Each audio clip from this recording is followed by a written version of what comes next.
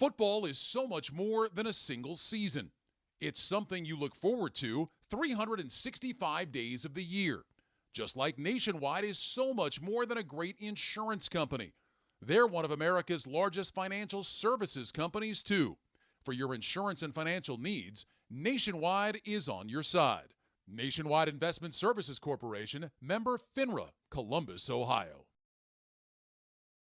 Avoiding your unfinished home projects because you're not sure where to start? Thumbtack knows homes, so you don't have to. Don't know the difference between matte paint finish and satin? Or what that clunking sound from your dryer is? With Thumbtack, you don't have to be a home pro. You just have to hire one. You can hire top-rated pros, see price estimates, and read reviews, all on the app. Download today.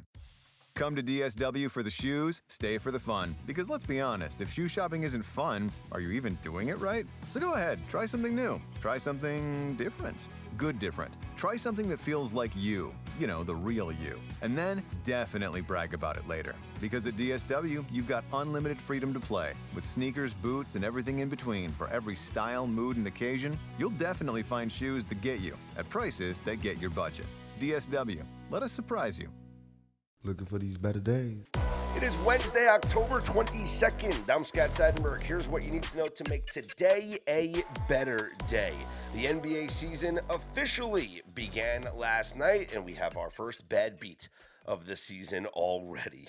Mackenzie Rivers is with me here on this episode of Better Day, presented by FanDuel. We also have the Week 8 Trench Report, which is up right now, up on betterday.com, depending on when you're listening to this pod, releasing at 9 a.m. every single Wednesday. So emailed to subscribers as well, and you can check it out on the Research and Analysis tab up on betterday.com. There is one matchup that has been identified this week as a mismatch that I think is fascinating, Mackenzie. So we will get to that for sure. But let's start in the NBA, where the season tipped off last night with a doubleheader on NBC. Before we get to the outcome of the games, what did you make of the NBC broadcast? What did you make of the little studio crew, on-court crew, Tirico calling the games, the round ball rock back, Jordan? Like, what did you think? Love the round ball rock. Shout out to Nelly, who once covered that song in an infamous, I think, #1 hip hop single in the early 2000s. And I gotta say, my #1 takeaway from the broadcast, Mike Tirico just had his flu game, except he wasn't sick. I mean, what a performance from Tirico! Like, the guys next to him were cracking up. There were some real laughs from Reggie Miller and whoever else was there. Great job by Mike Tirico. Great job by NBC. It's better. You know, I got to say, TNT who? I am not missing it. That was literally probably the biggest takeaway from last night from the broadcast is that, you know, Mike Tirico, who, you know, has been away from calling NBA games for a little while, like, didn't miss a beat. Like, he is still like one of the premier guys in calling a basketball game. I mean, the little things like turnaround jump shot, smooth, just so great, just so great. So do you realize that the last time he called a national NBA game was in 2016? Like, that's how long it's been since Tirico. Who was that for? He was at ESPN back then. He was ESPN back then. Okay. Yeah. Okay. Wow. Yeah. So probably with Huey Brown. Yes. Yeah. Yep. But I thought he was great. I thought he was great last night. So shout out to Tirico. Shout out to the NBC crew. I thought they did a great job. And, well, we're going to get used to it now. It's the NBA on NBC. It's back, baby. And the action started, and we suffered our first bad beat of the season, Mackenzie. For those of you who listened to yesterday's pod, we gave out prop bets that lost, but we also gave out prop leans that won, like Luka going over. We'll get to that when we get to the second game. But I feel like our handicap on last night's game was spot on for a losing wager. We played the under in the game between the Rockets and the Thunder. We played the Rockets team total to go under as well.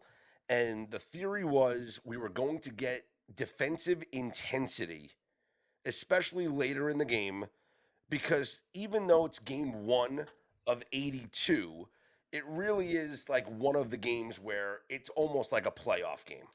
Okay, you treat it differently than you would treat just a regular Thursday game or whatever. So, or random Wednesday night game, doesn't matter. This was a big game for both of these teams. The Rockets went out there and unveiled an all 6'11" lineup, essentially, the tallest Yep. starting lineup, like it seemed in history. And this game was a stone cold under until it went to overtime. It actually wound up going to 2 overtimes, despite Kevin Durant's best efforts to pull a Chris Webber. And the Thunder get the win 125-124. They do not cover, and the game flies over the total, Mackenzie. Give me your assessment of what you witnessed last night. Kevin Durant goes 1 for 1 in the last 20 minutes of that game.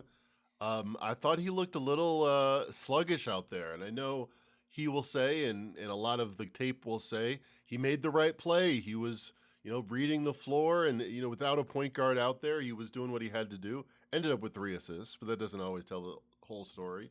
And then the real point guard on the other end just, separated himself. SGA, Sengun with a big performance to start his season, but SGA to go 1 for 3 to start the game, to have 2 made shots at the end of the half, and then to make 10 shots in the second half and overtime, including a clutch one with 2 seconds to go at the end of the fourth quarter. It's a new day. Kevin Durant is an older player, and there's a reason why they're the defending champs. The under was the right play. I mean, the all big lineup was very tough for SGA to get going. It was very sluggish for themselves. They didn't get that many 3-point shots up. Only shot 28% from 3. But sometimes, I mean, that's what you get. Unders are 52%, whatever. Historically, it's good. Usually smart to bet an under, but it's true. You can never be out of it with an over. There's always that 1/13th chance that you're gonna hit green on the roulette wheel. They don't call it under time, Mackenzie. That's the famous saying. So the Thunder are 1-0, 125-124, and I saw a lot of differing opinions. Well, not differing opinions, but I saw a lot of opinions online last night throughout the game and after the game talking about the Thunder win total and just how many games this team is going to win.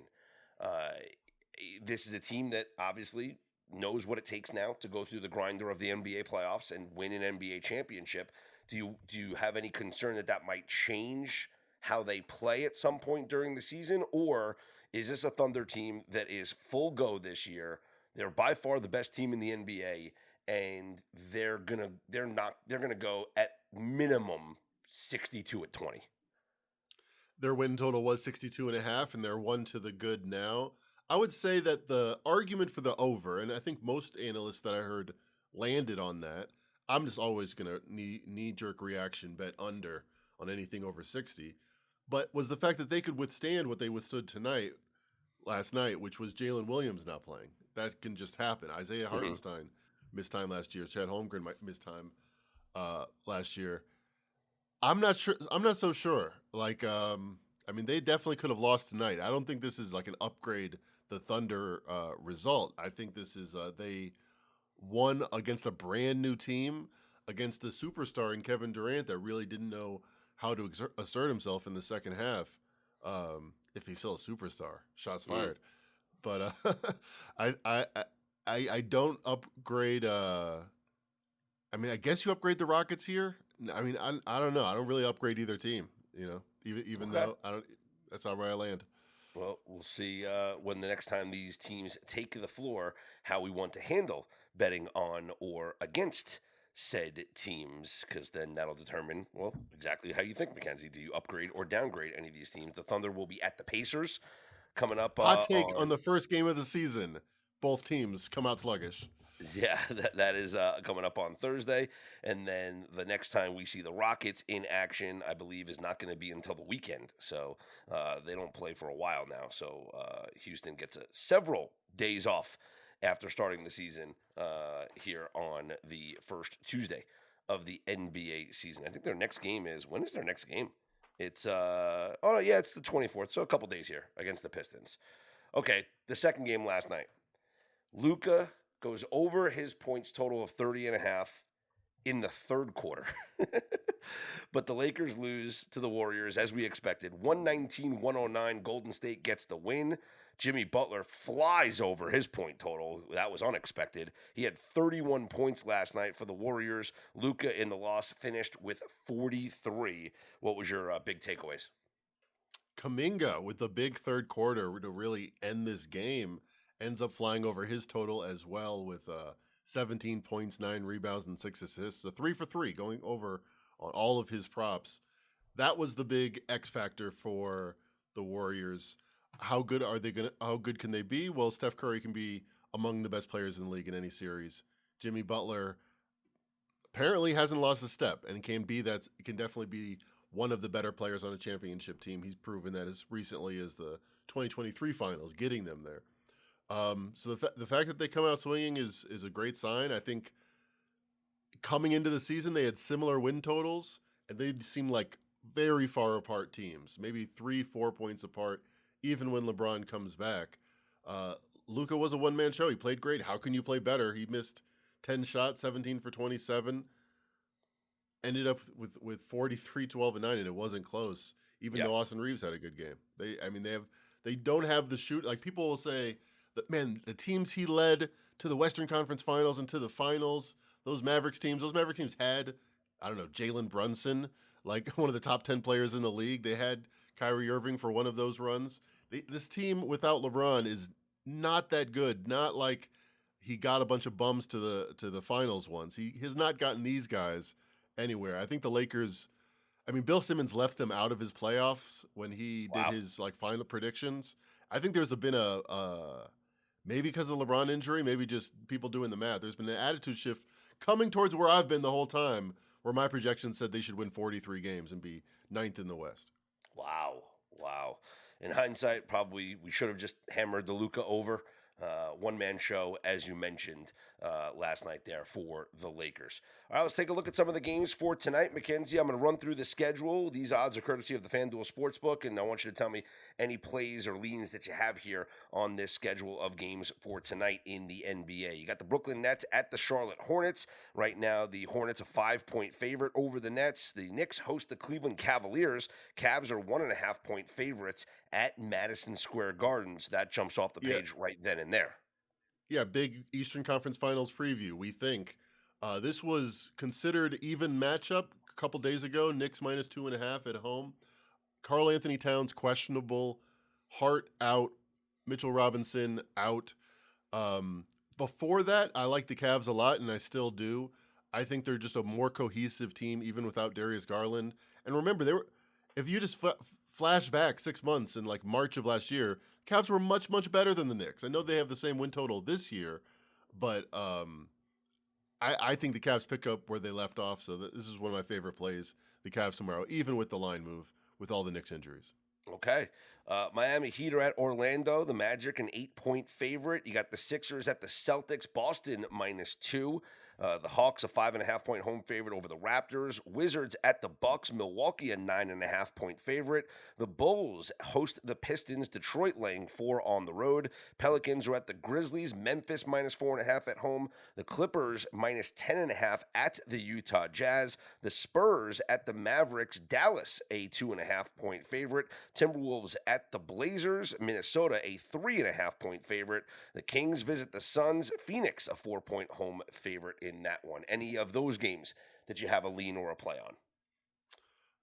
From a fan perspective, the one you have to watch, I think, is Spurs Mavericks, with both Wemby coming out of his shell, playing for the first time in 6 months, and Cooper Flagg playing for the first time ever. I like the Clippers. Gave out the Clippers earlier at -8. Got to say, at 10.5, it's probably a pass. Maybe it's just a pizza bet on the Clippers. But I think they're perfectly equipped to give Ace Bailey, the other standout rookie who has a chance to be Rookie of the Year, a really difficult time in his first game. And they're just going to give him the ball with turnovers, with missed shots. They're going to give Ace Bailey the ball over and over again, which is fun if you have his turnovers over or his missed shots over, or it's also fun if you have the Clippers laying the points here. I think they win by a lot. All right. And what do you make of the Dallas line here, seeing them lined as the favorite here over the Spurs? I think the Spurs offense is really a big question mark. They might be good. Wemby might be point Wemby, but without De'Aaron Fox, who's injured to start the season, they really need a lot out of a rookie, Dylan Harper, and a rookie of the year from last year, Stephen Castle, which I'm not sure it happens. So my numbers make it Mavericks -3. I lean to the home team, but just barely. I think Wemby's going to put on a show. I think he's been working on stuff over the summer with all the time off. Cooper Flag gonna put on a show, Mackenzie. Come on, what do you mean? Here's the thing. I looked it up, and this is a great statistic. But if you look at the best rookie seasons ever, just like what rookies have put up more than 20 points per game, one on the list this century has been one from the top 25 has been from this century. Rookies never in the modern era do anything. Blake Griffin, who was hurt one year, so he comes back after a year waiting out. He's really a second-year player, just like Chet Holmgren. He has 23 points per game. No one else has been even close to that. The youngest player in the NBA is also going to be a top 30 player, Bill Simmons speculated. No rookie's ever been close to a top 30 player. Not Wemby, not anybody. Maybe Wemby, I don't think so. I think they were top 50 maybe. LeBron, top 50, but never actually an impactful top 30 player. I would. It's an outside chance. I don't think we'll see it from Cooper Flag, but that's what people are expecting. It's going to be fun to watch for sure.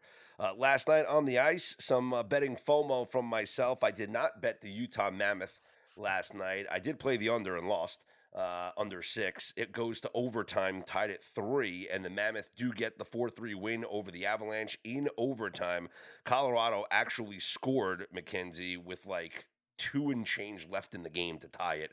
So I was, kind of hoping that Utah would hold on to a 3-2 regulation win and we'd cash the under. But I said it on yesterday's program. For some reason, there's just certain, we see it all the time in sports. Certain matchups, certain teams, it doesn't go well. And maybe it's the goaltending. Maybe it's Karel Vejmelka, the left-handed goaltender here for Utah / formerly Phoenix, Arizona. Like, they just do well against Colorado. They really do. And so the Mammoth win as home dogs last night, 4-3 over the Avalanche in overtime. Brad Marchand made his return to Boston as a member of the Florida Panthers for the first time, received the video tribute, nice ovation from the crowd. He had 2 assists, and the Panthers win 4-3 on the road. So why does he get an ovation and Kevin Durant gets booed 10 years later? I'm confused.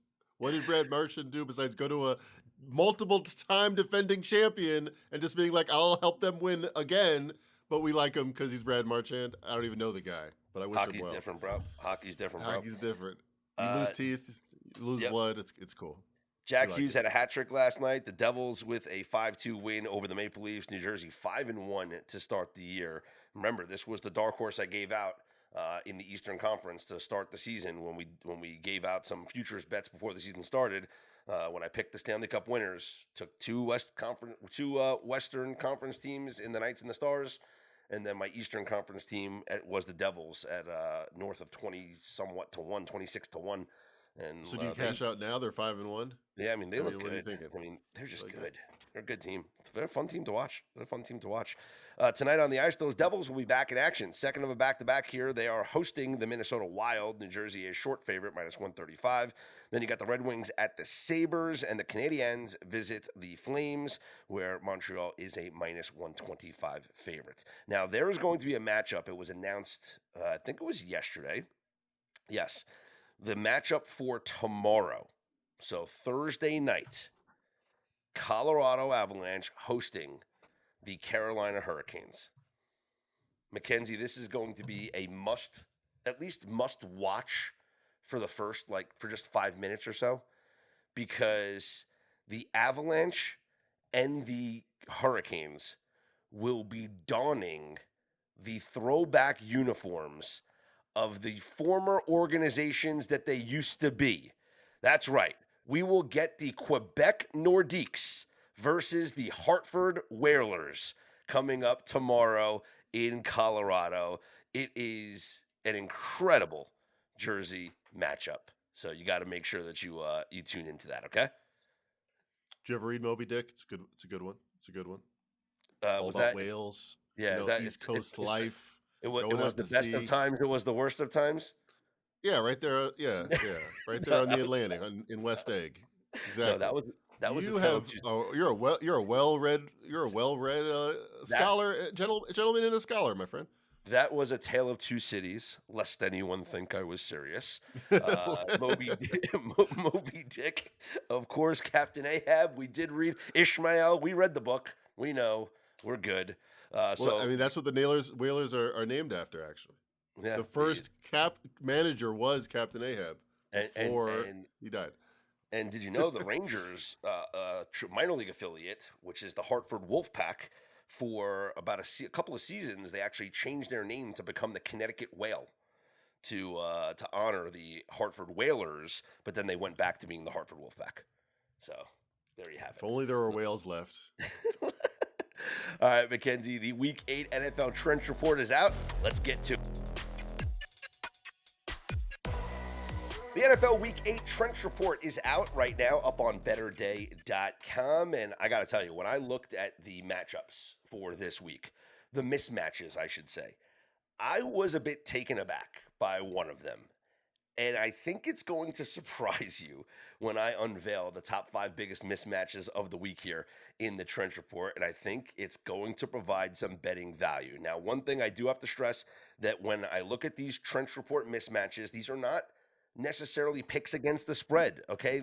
The Trench Report is not telling us who's going to cover the spread. And it also is not going to factor in a quarterback injury, right? So if I look at a Trench Report, it's not going to look at what quarterback's playing in the game. No, it's going to look at how the offensive and defensive lines have played for these teams. And so that is where we can try and find an aspect of the game that we might be able to take advantage of, especially like in the running back props. You kind of want to look at some of these teams that have some heavy running mismatches, as that has proven to be, frankly, the most profitable thing about this Trench Report has been playing these running backs going over their props. Although if we just look at the straight up record, 4-1 3 weeks ago when we released this for the first time, 4-1 the second week, and 3-2 straight up last week. So an overall record of 11-4 straight up in the NFL Trench Report in the top 5 mismatches for the 3 weeks that we have published this data.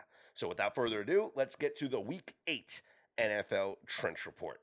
The number 5 biggest mismatch, I'm going to go from 5 to 1 because I'm going to do Casey Kasem style. The number 5 biggest mismatch of the week, the Minnesota Vikings over the Los Angeles Chargers. The Vikings have a run blocking advantage over the Chargers' very, very poor run defense.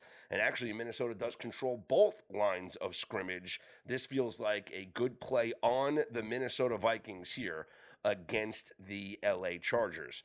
Mackenzie, you look at the spread for this game. This is the Thursday night football game here. And it is Joe Alt for the Chargers, could be coming back.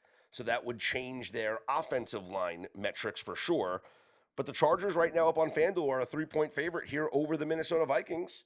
What do you think about taking Minnesota or maybe betting a Jordan Mason prop in this game?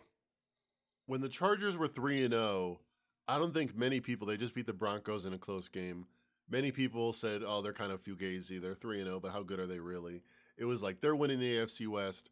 But the Trench Report, the early primordial ooze that was the Trench Report forming, said, I don't know about this Chargers team. They don't seem to protect Herbert well, and then they also lost Joe Alt in the process. And now they're 4-3. They could have lost to Miami. They could be 3-4. I think they might be a little fugazi. I think they might be more of an 8-9 type team at the end of the day. Kind of like Minnesota plus the points here.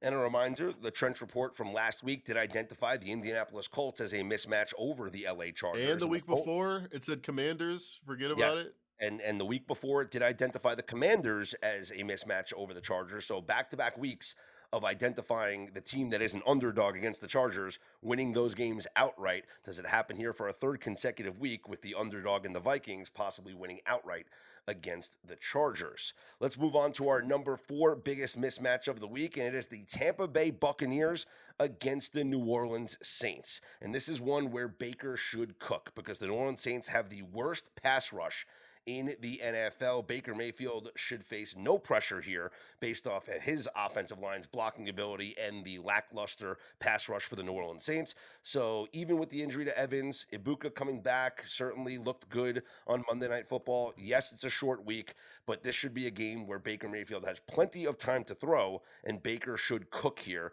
against the New Orleans Saints. Tampa Bay, a 4.5-point favorite over New Orleans up on the FanDuel Sportsbook. I think Baker cooks. I also thought that against the Lions, but it's been hot or cold. He hasn't had an average game. He's been like 80 QBR or 20 QBR. I think we get the hot Baker. I also think Spencer Rattler, you look at his metrics, seems to be better than we thought. 46.5 at Bovada. Seems 46.5 at Circa. Seems like a low total to me. The next mismatch here, and this is the one that opened my eyes, okay, because I don't think that when you look at the teams on the surface, you would think that the Trench Report would identify this team as having a positive mismatch. But the number 3 biggest mismatch of the week, again, I'm counting down from 5 to 1, the New York Jets over the Cincinnati Bengals. That's right. The Jets have a massive run blocking advantage over the Cincinnati number 31 ranked run defense, which means Breece Hall should have a good game. But also, the Jets in this composite scoring have the number 3 ranked rush defense. That is something that you would not expect just on the surface, but I double-checked all the numbers. The Jets have the number 4 PFF run defense grade. They have the number 6 stuff percentage against the run, and they have the 9th best run stuff win rate according to ESPN Analytics. We got to start giving the Jets credit where small amounts of credit is due. I guess they have a good run defense. And the Jets Is this a good stat or a bad stat? The Jets are the first team in NFL history to have 2 losses in a row where they don't allow more than 13 points. No one has ever done it. I said this about the Jets, who are 6.5-point dogs, by the way, at Cincinnati. I said this about the Jets last week. They feel like a team that is always within striking distance of winning the game, but you never think they're in the game. Every single one of the Jets games they're within one possession, but yet you watch those games and you're like, the Jets are not even in this game. Like it might as well be a 30-point lead, not a 6-point lead. But yet when the game's over and you look at the results and you're like, wait a minute, the Jets lost by 6. Wait a minute, the Jets lost by 3. Wait a minute, the Jets lost by 2. Wait a minute, they were within a possession and had the ball in the fourth quarter. What is going on? So it's crazy to think that. It's crazy to look at the margins of their games, because when I watch their games, I certainly think they have no chance to win a football game. By the way, all the money's been on Cincinnati. This line they were considered like pretty much even teams. Bengals by 2.5. All the money's been on Cincinnati. They're not reading the Trench Report. I don't know. Sometimes a lot of these line moves end up being wrong. I mean, how good have the line moves done in the circuit contest this year? Like 3-15 to start the year. Doesn't this feel like the hold your nose sharpest play of the week? Because the Cincinnati Bengals, and then they lose 30-0 in Cincinnati, and you're like, I'm an idiot. You know? but you got the Bengals. Sometimes those are the right bets to make. The Bengals are coming off the win against the Steelers. Yep. They're riding high. Joe Flacco's the savior. Joe Flacco's great, right? Everything's fixed there. Jamar Chase had a monster game. Everything's fixed now in Cincinnati. And here come the 0-7 Jets, where you got the Can't owner. Do anything right. The owner is actually criticizing the quarterback play, which is ridiculous. When do you ever see an owner talk about a player that's still on your team and talk about, well, look at how coaches, you put our quarterback situation with other coaches and you see how they do. Like, he literally talks shit about Justin Fields. It's unbelievable. Yeah. I mean, I remember Kwesi, the Vikings GM, once said, like, sometimes you're looking for a great quarterback. Sometimes you have Kirk Cousins. It was like a pretty bad dig, but it was like accidental. It was like, talking up his guy, but he clearly making a distinction between him and great quarterback play. But that's a GM. This is an owner. This is someone with no, expertise in the matter at all. Here's the quote. This is the quote from Jets owner Woody Johnson. Quote, it's hard when you have a quarterback with the rating that we've got. He has the ability, but He's not something is good. not jibing. If you look at Mm. any head coach with a quarterback like that, you are going to see similar results across the league. You have to play consistently at Wow. that position, and that's what we're going to try to do for the remainder of the season. So he's defending Aaron Glenn. He's like, look, Aaron Glenn, I mean, he's clearly terrible, but anyone with a quarterback as terrible as Justin Fields would be as terrible as Aaron Glenn. Wow, what a Mackenzie, what a 360 it gets so much better. It gets so much better. murder job. What It did gets LC so say? much better because Woody Johnson goes on to say, quote, if we could just complete a pass, it would look Just one good. pass. You have to convince them that you can do something. Otherwise, it's hard to have a game that you can win. You can't run the ball if you can't pass the ball. That's football 101. Holy shit. How does an owner say this about the current player? It's unbelievable. Man, what's in the water in the Meadowlands? Man, it's crazy. So, like, Tyrod Taylor has to start this week, right? I think if the best chance to win, do you want to win if you're the Jets? I mean, Glenn or not, you want the number one pick, right? Dude, the owner I mean, doesn't you're not the going owner to doesn't find make out those that comments without it being a quarterback change. I think the Jets will go to Tyrod Taylor to save face, and it's kind of why they're the Jets though. Like, why do they have to win so bad? I would actually, I mean, I would move on from Fields. It looks to be over. Yeah. But the fact, I wish they had a younger quarterback to go to here where you could have some hope. You could find out something. Because what are you going to find out from Tyrod Taylor? It's just like a waste of some ops, you know? So let me ask you, if Tyrod Taylor gets announced as the starter, where does this line go? Do you think it goes down to 6? Yeah, I think it goes down to 6. Not much movement. Fields has been respected in the market, but I think it does. Change of quarterback sometimes, even if they're even quarterbacks, helps the team. Well, the Jets even in the market size. Well, the Jets are a play, according to the Trench Report. Here's your number 2 biggest mismatch of the week. It is the Atlanta Falcons over the Miami Dolphins. And stop me if you've heard this before. The Miami Dolphins can't stop the run. And now you got Bijan Robinson ready to run all over you. This is a bad recipe for Miami going into Atlanta for this game. This feels like a spot where it's going to be like, I'm going to bet Tyler Algiers overs in this spot, in this game. A 7-point line could be over early, could not be. I mean, 7-point line isn't a 14-point line. I kind of like the idea of a Robinson alt. Like, wouldn't shock me to see him get 200. If I'm getting 5-1 that he gets 200 rushing yards, I think he might get there, or maybe 200 total yards. I'm not sure if that's a bet. Speaking of 200 rushing yards, Rico Dowdle got his 200 rushing yards against the Dallas Cowboys. And so it wouldn't shock you that the number 1 biggest mismatch of the week here in the Trench Every week Report they're on is the Denver Broncos over the Dallas Cowboys. That's right. The Broncos are the darlings of the Trench Report. The Broncos rank number 1 in pass blocking. The Broncos rank number 3 in pass rush.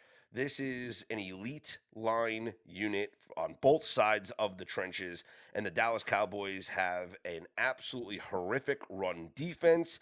This feels like a very good matchup for the Broncos running backs. Up on the FanDuel Sportsbook right now, the Denver Broncos 3.5-point home favorites over the Dallas Cowboys. Yeah, the immediate reaction after week 7 was all pro Dallas money. This went from Broncos 4.5 all the way down to 3. There's been some buyback.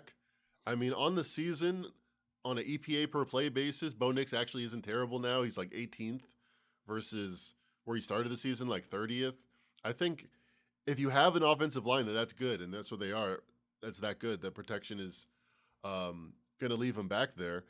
Even if you're not being the best quarterback, you can have solid play that backs up their number 1 defense, or what we thought would be coming into the season. And here's some other reports from the Trench Report about some close matchups. The Eagles and the Giants are a very, very close matchup, just like it was 2 weeks ago when we took the New York Giants. The Commanders and the Chiefs are actually a very close trench matchup, as are the Packers and the Steelers. Now, obviously, that seems like a sharp play too. The Commanders plus 10.5. Mariota's revenge. It's the quarterback situation, obviously, that's not being accounted for here in the Trench Report. So it does seem like a sharp play if you want to back Mariota at plus 10.5 here against the Kansas City Chiefs. And then the Packers, if you want to lay the 3 on the road against the Pittsburgh Steelers. And if you want to go back to the well with the Giants as a 7-point dog here against the Philadelphia Eagles, those have been identified as close games, close Trench Reports here. Top 5 biggest running back mismatches, like the running games. Number 1, Denver over Dallas. Number 2, Carolina. Actually, a very good run matchup here against the Bills. Also, the Bills with a run matchup against Carolina. That's number 5. So that should be a good running game for both those teams. Colts over the Titans. That's not going to surprise anybody. Fire up your Jonathan Taylor props. And then the Jets over the Bengals. This could be a good Breece Hall running game here for the Jets against the Bengals. The full Trench Report is available right now up on betterday.com. Just click on the research and analysis tab. It'll also be emailed to all of you Better Day subscribers. If you haven't done so already, go to the website betterday.com and subscribe for free. You'll get the newsletter emailed to you every single morning at 6 a.m. Eastern time. The Trench Report emailed every single Wednesday at 9 a.m. Eastern time. You get the fantasy football article emailed to you and up on betterday.com on Thursday or Friday every single week. You also get the college football newsletter every single Friday as well. And there's just lots of info going up there on betterday.com. Follow Mackenzie Rivers on Twitter at Mackin Rivers. You can follow me at Scott's On Air. And here's hoping you make today and every day a better day.